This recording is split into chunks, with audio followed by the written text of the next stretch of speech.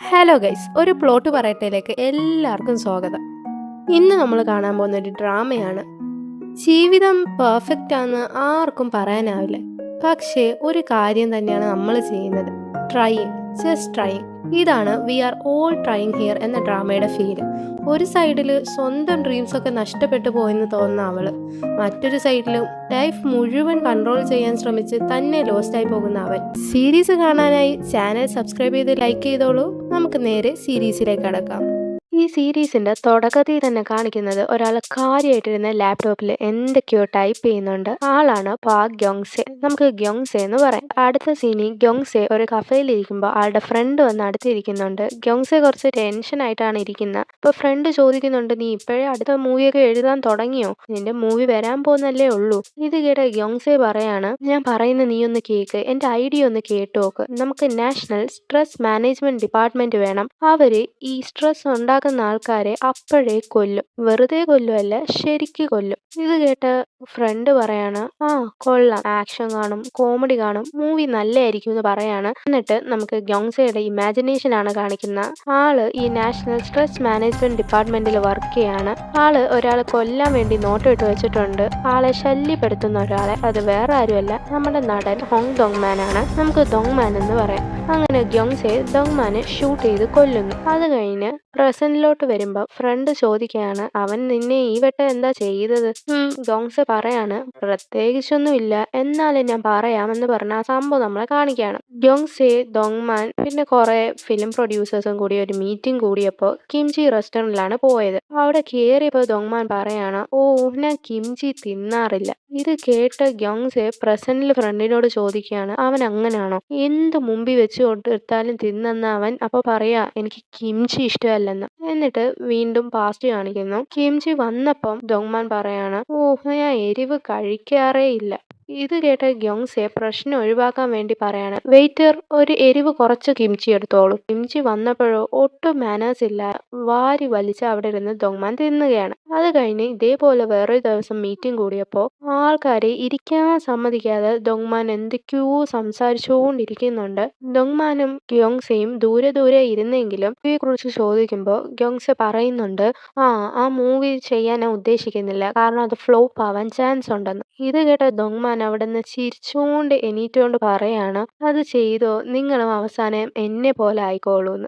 ഇത് കേട്ട ഗ്യോങ്സെ പ്രസന്റിൽ ഫ്രണ്ടിനോട് പറയാണ്, ഞാൻ എങ്ങനെ അവനെ പോലെ ആവുന്നത്? അവൻ ഒരു വട്ടമെങ്കിലും ഫേമസ് എങ്കിലും ആയിട്ടുണ്ടോ? ഞാൻ എൻ്റെ 5ാമത്തെ മൂവി ഇറക്കാൻ പോകുന്നത്, ഞാനും അവനെങ്ങനെ ഒരേപോലെ ആവുന്നത്?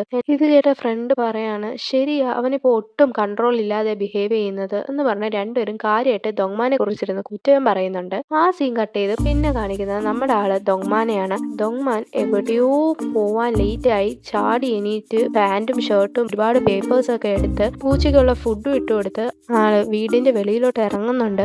ഇറങ്ങിക്കഴിഞ്ഞ ആള് പതിയെ സൗണ്ട് ഉണ്ടാക്കാതെ നടക്കുകയാണ്. സംഭവം വേറൊന്നുമല്ല, ഇത് വേറെ റെന്റ് കൊടുത്തിട്ടില്ല, ഓണർ ആണെങ്കിൽ തൊട്ടടുത്തുണ്ട്. അങ്ങനെ ആള് പയ്യെ നടക്കുമ്പോൾ സംഭവം ചെറുതായിട്ടൊന്ന് പാളിപ്പോവും. ഡോഗ് ഫുഡിൽ ചവിട്ടി ഓണറിന്റെ ഡോഗ് ബഹളം വെക്കാൻ തുടങ്ങും. ഇത് കേട്ട ഓണർ ഇവന്റെ പുറകെ വരും. ദോങ്മാനോ ഒറ്റ ഓട്ടം. ഓണർ ടെറസിൽ നിന്ന് ദോങ്മാനോട് വിളിച്ച് പറയുന്നുണ്ട്, ഡാ 308, ഇനി നീ പൈസ തന്നില്ലെങ്കിൽ ഞാൻ നിന്റെ വീടിന്റെ അകത്ത് കയറുമെന്ന് പറയുന്നുണ്ട്. ആരോടാണോ ഇയാൾ ഈ കിടന്ന് അലക്കുന്നതെന്ന മട്ടില് ദോങ്മാൻ മൈൻഡ് ആക്കാതെ പോവാണ്. നെക്സ്റ്റ് സീനിൽ കാണിക്കുന്ന ദോങ്മാൻ റൈറ്റിംഗ് അക്കാഡമിയിൽ ഇരിക്കുകയാണ്. ദോങ്മാൻ കുറച്ച് സ്റ്റുഡൻസിനെ പഠിപ്പിക്കുന്നുണ്ട്. ആളുടെ കൂടെ ആളുടെ ഫ്രണ്ടും ഉണ്ട്. ആളുടെ ഫ്രണ്ട് പറയാണ്, ഇങ്ങനെ സ്റ്റുഡൻസ് പോയിക്കൊണ്ടിരുന്ന നമുക്ക് കറണ്ട് ബില്ല് പോലും അടയ്ക്കാനുള്ള പൈസ ഇല്ലല്ലോ എന്ന്. ഇത് കേട്ട് ദോങ്മാൻ പറയണം, എന്നാൽ ആഡ് വെക്കാം.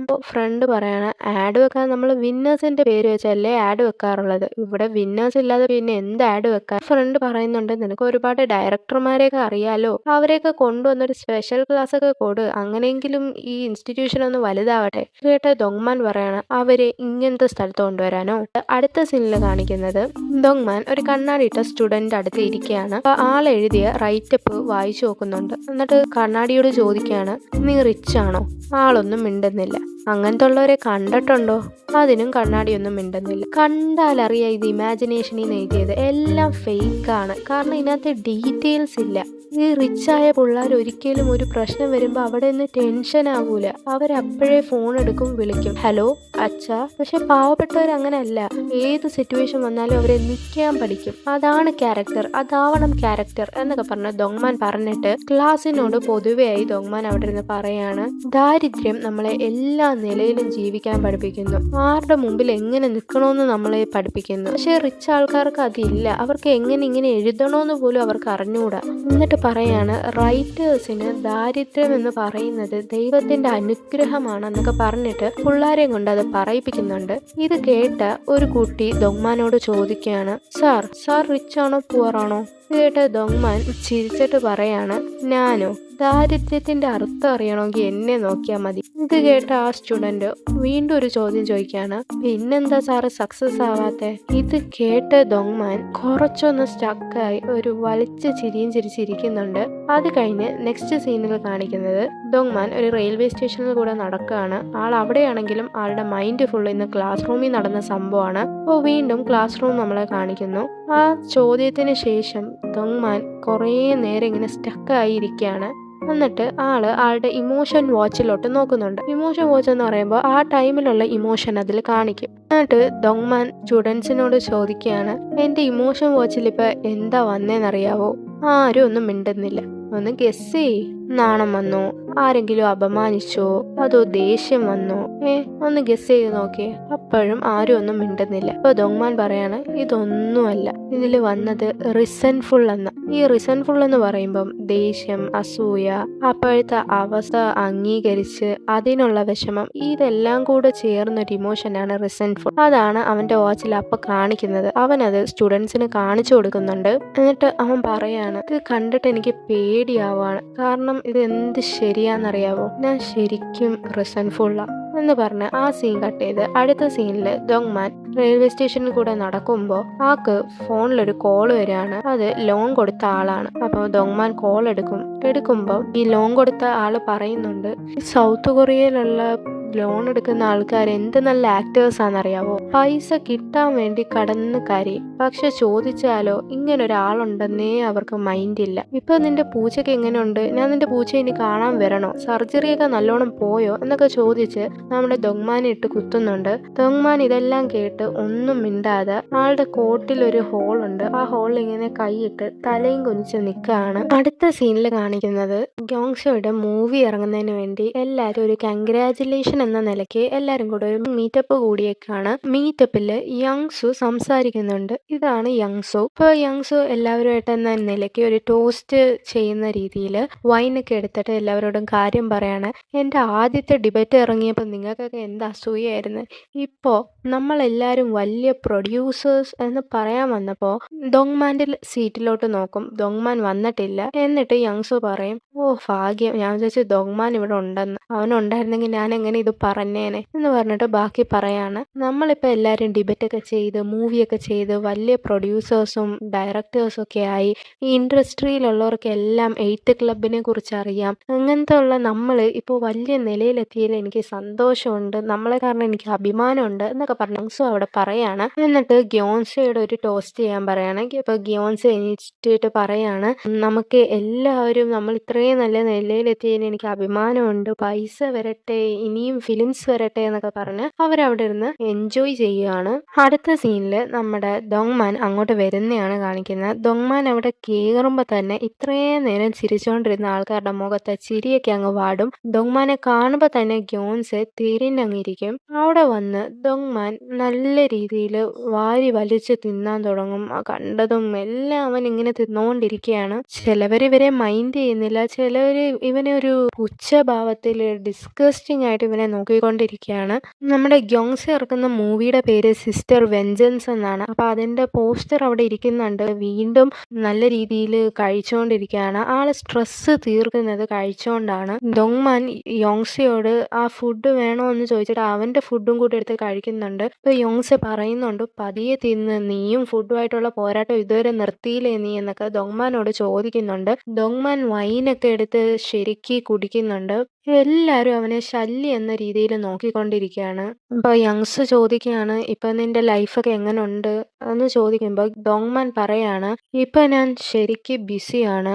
ഇരുന്ന് മൂവി കാണും. ആ മൂവി എനിക്ക് ഇഷ്ടപ്പെട്ടില്ലെങ്കിൽ പിന്നെ ആ മൂവിയെക്കുറിച്ച് ഞാൻ ഓരോ കമന്റിലും ഓരോയിടത്തും ചെന്ന് ഞാൻ റോസ്റ്റ് ചെയ്യും. അഥവാ എനിക്ക് ഇഷ്ടപ്പെട്ടാൽ ഞാൻ അതുകുറിച്ച് ആലോചിച്ച് 2 ദിവസം ഇരുന്ന് കരയും അസൂയ കാരണം" എന്ന് പറയുമ്പോ യങ്സ് പറയാണ്, കേട്ടിട്ട് ശരിക്കും നീ ബിസിയാന്ന് തോന്നുന്നു" എന്ന് ഒരു പുച്ഛഭാവത്തിൽ പറയും. അപ്പൊ യങ്സ് ആ ഇമോഷൻ വാച്ച് നോക്കിയിട്ട്, "ഇതിലെ മറ്റേ വാച്ചല്ലേ" എന്ന് ചോദിക്കുകയാണ്. അപ്പൊ അവൻ പറയാണ്, ഇത് തന്നെ. ഇത് കാരണം ഞാനൊരു ഹാർട്ട് അറ്റാക്ക് കൊണ്ട് മരിക്കേണ്ടായിരുന്നു അറിയുവോ" എന്നൊക്കെ ചോദിച്ച് ഡോങ്മാൻ പറയാണ്. അവിടെ ഇരിക്കുന്ന ലീജൻ പറയാണ്, "നീ വീണ്ടും അത് പൊക്കിക്കൊണ്ട് വരുവാണോ" എന്ന് ചോദിക്കുമ്പോൾ ഡോങ്മാൻ പറയാണ്, "പിന്നെ വരണ്ടേ." ഈവൻ ആ സ്റ്റോറി പറയാൻ തുടങ്ങുമ്പോഴത്തേക്ക് ലീജൻ അവിടെ നിന്ന് ഇറങ്ങിപ്പോവും. അപ്പോൾ ഡോങ്മാൻ പറയും, "എവിടെ പോകുന്നു, നീ ഇത് കേൾക്കണം" എന്ന് പറയുമ്പോൾ ആള് ലീജൻ ഇറങ്ങി പോവാണ്. അപ്പോൾ ഡോങ്മാൻ ആ സംഭവം പറഞ്ഞു തുടങ്ങാണ്. ഒരു ദിവസം ലീജൻ വിളിച്ചിട്ട് പറയാണ്, "നിനക്കൊരു പാർട്ട് ടൈം ജോബ് വേണോ? എൻ്റെ അനിയൻ ഇതേപോലെ ഒരു വാച്ച് ഉണ്ടാക്കുന്നുണ്ട്. ആ വാച്ച് ടെസ്റ്റ് ചെയ്താൽ മതി. മാസം പൈസ കിട്ടുമെന്ന്." ഇത് കേട്ട് ഡോങ്മാൻ വിചാരിക്കുകയാണ്, ആ സംഭവം കൊള്ളാലോ എന്ന് പറഞ്ഞാൽ ആള് കമ്പനി പോവും. ഡീറ്റെയിൽസ് ഒക്കെ എഴുതി കൊടുത്ത് ആ വാച്ച് കയ്യിൽ അങ്ങോട്ട് എടുത്ത് ഇടുമ്പോഴത്തേക്കും അവിടുത്തെ ഒരു എംപ്ലോയി വന്നിട്ട് പറയും, "നിങ്ങൾ ഇതിന് യോജിച്ച ആളല്ലെന്ന്." അപ്പോൾ ഡോങ്മാൻ എന്ത് പറ്റിയെന്ന് അറിയാൻ വയ്യ. ഡോങ്മാൻ അവിടെ ഇങ്ങനെ ഇരിക്കുകയാണ്. അപ്പോൾ ആ എംപ്ലോയി പറയാണ്, "ഞങ്ങള് പ്രതീക്ഷിച്ചിരുന്ന ആള് ഒരു മിഡിൽ ഏജ്ഡ് ജോലി ഇല്ലാത്ത ഒരാളാ. പക്ഷേ നിങ്ങള് ഫിലിം ഡയറക്ടർ അല്ലേ" എന്ന് ചോദിക്കും. ആള് ഓക്യുപ്പേഷൻ്റെ അവിടെ ഫിലിം ഡയറക്ടർ എന്നാണ് എഴുതി കൊടുത്തത്. ഇത് കേട്ടതും ഡോങ്മാൻ്റെ നെഞ്ചടന്നങ്ങ് ഇടിക്കാൻ തുടങ്ങും. ഈ ഇടി കാരണം ഈ ഇമോഷൻ വാച്ച് ചെയ്യുന്ന ബീപ്പ് എന്ന് പറഞ്ഞ വലിയ സൗണ്ട് തന്നെ കേൾക്കാൻ തുടങ്ങും. അവിടുത്തെ ആൾക്കാരും എംപ്ലോയീസും എല്ലാം കൂടെ വന്ന് ഇവൻ്റെ ചുറ്റും ഇങ്ങനെ നിൽക്കുമ്പം ഇവൻ്റെ വാച്ചിൽ കാണിച്ച വേർഡ് എന്താന്ന് വെച്ചാൽ നല്ല രീതി അപമാനിക്കപ്പെട്ടു എന്നാണ് കാണിച്ചത്. എന്നിട്ട് പ്രസന്റ് കാണിക്കുകയാണ്. എന്ത് ശരിയാണെന്നറിയാവോ, ഞാൻ എന്ത് അപമാനിക്കപ്പെട്ടെന്നറിയാവോ, ഹാർട്ട് അറ്റാക്ക് വന്ന് ഞാൻ മരിക്കേണ്ടായിരുന്നു എന്നൊക്കെ ഡോങ്മാൻ പറയാണ്. ഡോങ്മാൻ പറയാണ്, "ഒരു റിലേഷൻഷിപ്പിൽ നിങ്ങളുടെ കയ്യിൽ ഈ വാച്ച് ഉണ്ടെങ്കിൽ പിന്നെ ആ റിലേഷൻഷിപ്പിനോട് ബൈ പറഞ്ഞോ. എല്ലാ നേരവും എല്ലാവരുടെയും ഇമോഷൻസ് അറിയാൻ പറ്റും. അതോ എന്ത് ശരിയായിട്ട് ഇത് ഇമോഷൻസ് പറയുന്നതെന്ന് അറിയാവോ" എന്നൊക്കെ പറഞ്ഞ് ഡോങ്മാൻ പറയാണ്. അപ്പോഴത്തേക്ക് ലീജൻ കയറി വരുവാണ്. കയറി വരുമ്പോൾ പറയാണ്, "ഈ വാച്ച് ഞാൻ ഇപ്പോഴും ഇട്ടേക്കുന്ന ആ മാസം പൈസ കിട്ടുന്നോണ്ടാ. ഇങ്ങനെ എപ്പോഴും ഊരി കളഞ്ഞേനെന്ന് അറിയാവോ" എന്ന് ലീജനോട് ചോദിക്കുകയാണ്. ലീജൻ അതിന് സോറി പറയാണ്. ഈ സോറി പറയുന്ന കേട്ട് അടുത്തിരിക്കുന്ന ഒരു ഫീമെയിൽ ഡയറക്ടർ പറയാണ്, "നീ ഇത് എത്രാമത്തെ വെട്ടമായി സോറി പറയുന്നതെന്ന്. ഈ വാച്ച് ഇടുമ്പോൾ നിങ്ങൾക്കും എന്തെങ്കിലുമൊക്കെ പേടിയുള്ള വേർഡ്സ് കാണും" എന്നൊക്കെ പറഞ്ഞ് അവൻ ഓരോ വേർഡ് പറഞ്ഞുകൊണ്ടിരിക്കുകയാണ്.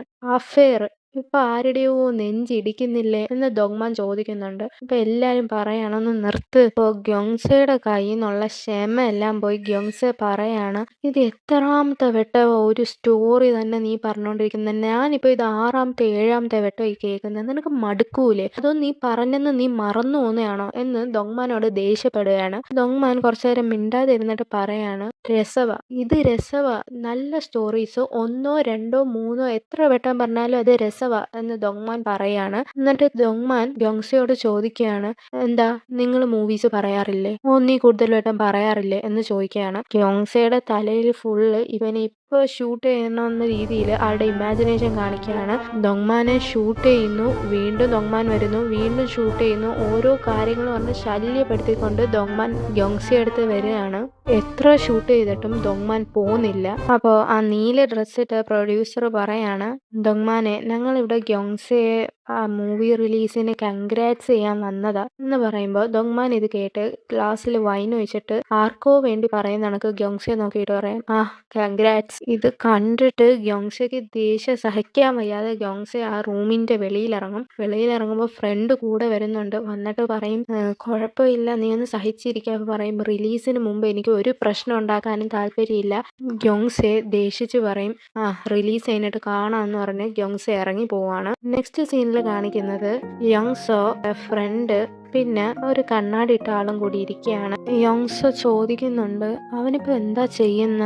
എന്തെങ്കിലും മൂവി ചെയ്യുന്നുണ്ടോ? എന്തെങ്കിലും എഴുതുന്നുണ്ടോ?" അപ്പോൾ ഫ്രണ്ട് പറയാണ്, "അവനെ ഏതോ അക്കാഡമിയിൽ സ്റ്റുഡൻസിനെ പഠിപ്പിക്കുന്നുണ്ടെന്ന് പറയുന്നേക്കാം. പക്ഷേ വേണ്ടത്ര പൈസയൊന്നും ഇല്ല." അപ്പോൾ ചോദിക്കുകയാണ്, "അവൻ ഇപ്പോഴും ആ സ്ക്രീൻ പ്ലേ തന്നെ എഴുതിക്കൊണ്ടിരിക്കുകയാണോ, വെതർ മേക്കർ?" ഇത് കേട്ട ഫ്രണ്ട് പറയാണ്, ആയിരിക്കാം." അപ്പോൾ യോങ്സോ പറയാണ്, "അവൻ്റെ അടുത്ത് പറയാനുള്ള സമയമായില്ലേ?" ഫ്രണ്ടും കണ്ണാടിയും കൂടെ നോക്കുന്നുണ്ട്. അവൻ്റെ അടുത്ത് പറഞ്ഞൂടെ ഇത് നിർത്തിയിട്ട് പോവാൻ? അവൻ്റെ അടുത്ത് ഗിവ് അപ്പ് ചെയ്യാൻ പറ. ഇത് പറയുമ്പോൾ ഫ്രണ്ട് പറയാണ്, ഞങ്ങളെങ്ങനെ അവനോടത് പറയുന്നേ? അപ്പോൾ കണ്ണാടി പറയാണ്, യങ്സ തന്നെ പറ. യങ്സ പറഞ്ഞാൽ അവൻ അത്ര വേദനിക്കൂല. യങ്സ പറയാണ്, പക്ഷേ ഞാൻ പറഞ്ഞ എനിക്കത് വേദനിക്കും എന്ന് പറഞ്ഞ ആ സീൻ കട്ട് ചെയ്ത് അടുത്ത സീൻ കാണിക്കുന്നത് ദോങ്മാൻ ഫുള്ള് കുടിച്ച് ഒരു ലെവലും ഇല്ലാതെ നമ്മുടെ ലീജന്റെ അടുത്ത് സംസാരിച്ചുകൊണ്ടിരിക്കുകയാണ്. അപ്പോൾ ലീജനാണ് കുറച്ചെങ്കിലും ഇവൻ പറയുന്ന കാര്യങ്ങൾ കേൾക്കുന്നതും ഇവന്റെ കൂടെ നിൽക്കുന്നതും. അങ്ങനെ ലീജനോട് പറയാണ്, ഈ ആക്ടേഴ്സിനെ നമ്മൾ അവരുടെ ഭാഷ കൊണ്ട് തന്നെ അഭിനയിപ്പിക്കണം, എന്നാലേ രസം കാണത്തുള്ളൂ. ആക്ടേഴ്സ് അവരുടെ എല്ലാ ആക്ടിങ്ങും അതിലിടണം. അപ്പോൾ അവരെ വേറെ ഭാഷയിൽ അഭിനയിപ്പിക്കരുത്, സ്വന്തം ഭാഷയിൽ തന്നെ അഭിനയിപ്പിക്കണം എന്ന് പറഞ്ഞ് അവൻ അവിടെ നിന്ന് എന്തൊക്കെയോ കാണിക്കുന്നും പറയുന്നൊക്കെ ഉണ്ട്. ഇത് കേട്ട ആ 2 ഫീമെയിൽ ഡയറക്ടേഴ്സിനും പിടിക്കുന്നില്ല അവനെ. അവിടെ നിന്ന് എങ്ങനെയെങ്കിലും ഇറങ്ങി പോയിക്കോളാൻ വയ്യ അവർക്ക്. അപ്പൊ അതിലൊരു ആള് പറയാണ്, ഞാൻ ഇവിടുന്ന് പോവാന്ന് പറയുമ്പോൾ മറ്റാളും കൂടെ ഇറങ്ങുകയാണ്. ഇറങ്ങി യോങ്സെയൊക്കെ ഇരിക്കുന്ന സ്ഥലത്ത് ഈ ബ്രൗൺ ഡ്രസ് ഇട്ട ആള് വന്നിരിക്കുന്നുണ്ട്. അപ്പൊ യോങ്സെ ലീജന്റെ അടുത്ത് ദോങ്മാൻ സംസാരിക്കുന്ന കണ്ടിട്ട് യോങ്സെ പറയാണ്, എനിക്ക് ലീജനോട് വലിയ റെസ്പെക്ട് തന്നെ തോന്നുകയാണെന്ന് പറയും. ഇത് കേട്ട ബ്രൗൺ ഡ്രസ് ഇട്ട ആള് പറയും, എനിക്ക് മാത്രമാണ് അവനെ ബുദ്ധിമുട്ടായിട്ട് തോന്നിയത്. ആ സീൻ കട്ട് ചെയ്ത് അടുത്ത സീനിൽ കാണിക്കുന്നത് ലീജനും ദോങ്മാനും കൂടി ഇങ്ങനെ നടന്നു പൊക്കോണ്ടിരിക്കുകയായിരിക്കും. ദോങ്മാൻ നല്ല കുടിച്ച് ഒട്ടും കൺട്രോൾ ഇല്ലാതെ നിൽക്കുകയാണ്. അപ്പോൾ ദോങ്മാൻ പറയുന്നുണ്ട്, ഈ പ്രശ്നങ്ങൾക്ക് സോറി, നീ നോക്കിക്കോ, ഉടനെ ഇവരെല്ലാം എന്നെ ശല്യമായിട്ട് കാണാൻ പോകുന്നത് നിൽക്കാൻ പോവാ എന്ന് പറയുമ്പോൾ ലീജൻ ചോദിക്കും, എന്താ സംഭവം? അപ്പം ദോങ്മാൻ പറയും, പിന്നെ പറയാം എന്ന് പറഞ്ഞ് രണ്ടുപേരും കൂടെ നടക്കുമായിരിക്കും. ലീജൻ ചോദിക്കും, നീ ഈ ബുധനാഴ്ച വരത്തില്ലേ? യോൺസയുടെ മൂവി ഇറങ്ങുന്നതിന്റെ പാർട്ടി ഉണ്ട്. ദോങ്മാൻ പറയും, നീ ഉണ്ടെങ്കിലേ ഞാൻ പോത്തോളൂ, അറിയാലോ ഞാനും ബാക്കിയുള്ളവരും തമ്മിൽ ശരിയാവത്തില്ല എന്ന് പറഞ്ഞ് നടന്നുകൊണ്ടിരിക്കുമ്പോൾ പെട്ടെന്ന് ദോങ്മാൻ സ്റ്റക്കായി നിൽക്കും. അപ്പോൾ നോക്കാൻ നേരത്ത് ഇവൻ വീണോണ്ടിരുന്ന ഒരു ഇല പിടിക്കും. എന്നിട്ട് അവൻ അതിന് ഭയങ്കര ഹാപ്പിയാവും. ഞാനിത് എങ്ങനെയാ പിടിച്ചത്, നോക്കിയോ, ഞാൻ ഈ ഇല കളയത്തില്ല എന്നൊക്കെ പറഞ്ഞ് നിൽക്കുമ്പോൾ ലീജൻ ഇതൊക്കെ കണ്ട് ചിരിച്ചിട്ട് പറയാണ്, നീ ഭയങ്കര വിയേർഡാണ്. അടുത്ത സീനിൽ കാണിക്കുന്നത് ചോയ് ഫിലിംസിന്റെ ഇൻഡസ്ട്രിയാണ്. അവിടെയാണ് നമ്മുടെ ഈ 8 ക്ലബും എല്ലാവരും വർക്ക് ചെയ്യുന്നത്. ആ ഇൻഡസ്ട്രിയിൽ ഫസ്റ്റ് തന്നെ കാണിക്കുന്ന ചോയ് ഫിലിംസിന്റെ മെയിൻ ആളായ ഡയറക്ടർ ചോയെ കാണിക്കുന്നുണ്ട്. ഡയറക്ടർ ചോയ് ആരെയോ നല്ല രീതിയിൽ വഴക്ക് പറയുന്നുണ്ട്. അത് വേറെ ആരുമല്ല, നമ്മുടെ നടി യൂനയാണ്. യൂന ഒരു സ്ക്രീൻ പ്ലേ കൊണ്ട് കൊടുക്കും. ചോയ് പറയാണ്, ഇത് എന്താ ഇതിൽ എഴുതി വെച്ചേക്കുന്നത്, എന്റെ സമയം കളയാനായിട്ട്. ഇത് 12ാമത്തെ ഡ്രാഫ്റ്റാ, 12 വട്ടം ഇത് റിവിഷൻ ചെയ്തിട്ട് ഇത് ഇത്ര കൊള്ളത്തില്ലെങ്കിൽ ഇത് കൊണ്ടുപോയി വേസ്റ്റിലിടുക എന്ന് പറഞ്ഞ് അവനത് ഡസ്റ്റ്ബിന്നിൽ ഇടുകയാണ്. എന്നിട്ട് പറയാണ്, അവരുടെ അടുത്ത് പറ അവരുമായിട്ടുള്ള കോൺട്രാക്ട് ഒക്കെ ഞാൻ നിർത്തിയെന്ന്. എന്നിട്ട് അവൻ വീണ്ടും അത് ഡസ്റ്റ്ബിന്നിൽ നിന്ന് എടുത്തിട്ട് പറയാണ്, അല്ലെങ്കിൽ വേണ്ട, ഇത് അവരുടെ കയ്യിൽ തന്നെ കൊടുത്തിട്ട് ഇത് മതിലി ഒട്ടിച്ചു വെക്കാൻ പറ, ഇനിയും എഴുതാൻ തോന്നുമ്പോൾ അതിൽ നോക്കിയിരിക്കാൻ പറ, അപ്പോൾ മനസ്സിലാവും ഇങ്ങനെ തിരക്കുള്ള ആൾക്കാരുടെ സമയം കളയാനായിട്ട് എന്നൊക്കെ പറഞ്ഞ് നമ്മുടെ യൂനയോട് ഇയാൾ കിടന്ന് ദേഷിക്കുന്നുണ്ട്. അപ്പോൾ യൂന അതും എടുത്തുകൊണ്ട് പോയിരിക്കുന്നുണ്ട്. ഇരിക്കുമ്പോഴാണ് ഇവളുടെ പുറകില് ഫ്രണ്ട് ബ്രൗൺ ഇട്ട ആ ഡയറക്ടർ പിന്നെ കണ്ണാടി വേറൊരാളും കൂടി ഇരിപ്പുണ്ട്. ഇവരെല്ലാം കൂടെ സംസാരിക്കുകയാണ്. അപ്പൊ ബ്രൗൺ ഇട്ട ഡയറക്ടർ ഫോൺ നോക്കിയിട്ട് പറയാണ്, ഇവൻ എല്ലാ ദിവസവും ആ വാച്ചിനെ കുറിച്ചുള്ള അപ്ഡേറ്റ് ഇങ്ങനെ തന്നോണ്ടിരിക്കുകയാണല്ലോ, ഒന്നും കണ്ണ് മാറ്റുമ്പോഴത്തേക്കും 30 മുതൽ 40 മെസ്സേജസാ. ഒരു ഇമോഷൻ വാച്ച് എന്ന് പറയുമ്പോൾ നമ്മളെ യൂനയുടെ കയ്യിലോട്ട് കാണിക്കുകയാണ്. ആളും ആ ഇമോഷൻ വാച്ച് ഇട്ടിട്ടുണ്ട്. അപ്പൊ യൂന അത് മറച്ചു വെക്കാണ്. ആർക്കും അവന്റെ കാര്യമൊന്നും അറിയണ്ട, പിന്നെന്തിനാണ് അവൻ ഇങ്ങനെയൊക്കെ കിടന്ന് പറയുന്നത്, സത്യം പറഞ്ഞാൽ ജീവിച്ചിരിക്കുന്ന ഒരു ശവം പോലെയല്ലേ എന്നൊക്കെ പറഞ്ഞ് ആളിവിടെ കിടന്ന് പറയാണ്. ഇത് കേട്ടോണ്ട് വന്ന ചോയ് അവിടെ നിന്നിട്ട് പറയാണ്, സത്യം പറഞ്ഞാൽ നിങ്ങളെയാണ് കുറ്റം പറയേണ്ടത്. അവനെ ഇങ്ങനെ നല്ല രീതിയിൽ അവൻ്റെ അടുത്ത് ബിഹേവ് ചെയ്തുകൊണ്ടിരുന്ന അവൻ ഈ ഇൻഡസ്ട്രിയിൽ നിന്ന് പോവുമോ? ഇല്ല. അവൻ എഴുത്തു നിർത്തുമോ? അതുമില്ല. അതുകൊണ്ട് ആരെ ഒഴിവാക്കണോ അവരെ ഒഴിവാക്കുക. ഞാൻ എപ്പോഴും പറയാറുള്ളതാണ്, എന്തായാലും നിങ്ങൾ അവനെ ഒഴിവാക്കിയേ പറ്റത്തുള്ളൂ എന്ന് പറഞ്ഞ് ചോയ് പറയാണ്. ഇത് കേട്ട ചോയ് നമ്മുടെ യൂനയെ ഒന്ന് കുത്താൻ വേണ്ടി പറയാണ്, ഇനിയും ഒരുപാട് പേരെ ഇവിടെ ഒഴിവാക്കാനുണ്ട്, ഒഴിവാക്കണോ വേണ്ടയോ എന്ന് അവരുടെ പെർഫോമൻസ് കണക്കിരിക്കും എന്ന് പറഞ്ഞ് ചോയ് അവിടെ നിന്ന് പോവുകയാണ്. അപ്പോൾ യൂനയുടെ ഫ്രണ്ട് അവളെ ഒന്ന് നോക്കുന്നുണ്ട്. ആ സീൻ കട്ട് ചെയ്ത് അടുത്ത സീനിൽ യൂനയും യൂനയുടെ ഫ്രണ്ടും കൂടെ ഇരിക്കുകയാണ്. യൂന പറയും, ആ പ്രൊഡ്യൂസർ പറഞ്ഞത് എന്ത് മോശമല്ലേ, അവനെ എങ്ങനെയാ ജീവിച്ചിരിക്കുന്ന ശവം എന്നൊക്കെ പറയാൻ തോന്നുന്നത് എന്ന് യൂന ചോദിക്കുമ്പോൾ ഫ്രണ്ട് പറയും, ഒരു മൂവിയുടെ പ്രീമിയറിന് ഞാൻ ഒരു വട്ടം പോയായിരുന്നു. അപ്പോൾ അന്ന് അവിടെ ദൊങ്മാൻ ഉണ്ടായിരുന്നു. ഇവരുടെ ഈ പ്രായത്തിലും അവനെ അവർ ഒറ്റയ്ക്കാക്കുമായിരുന്നു. ദൊങ്മാൻ പറയുന്നതെല്ലാം ഞാൻ ഒറ്റയ്ക്ക് ഇരുന്ന് കേൾക്കുമായിരുന്നു. ആരും ദൊങ്മാനെ മൈൻഡാക്കാനില്ലായിരുന്നു എന്ന് യൂനയുടെ ഫ്രണ്ട് പറയുന്നുണ്ട്. നെക്സ്റ്റ് സീനിൽ ഒരാൾ കാറിൽ